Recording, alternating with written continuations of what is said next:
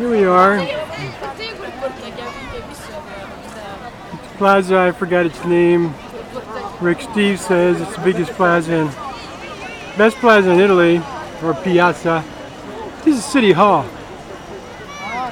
in the town of Siena.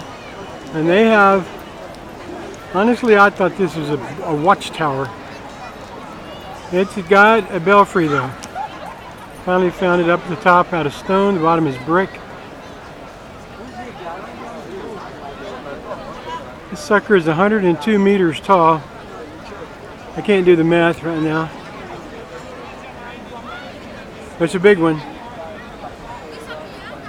It's not the most beautiful until you get up to the belfry and below it, when it turns into whatever the local marble is, travertine or something like that. So I continue to work my way through Italy, one bell tower at a time. Over and out.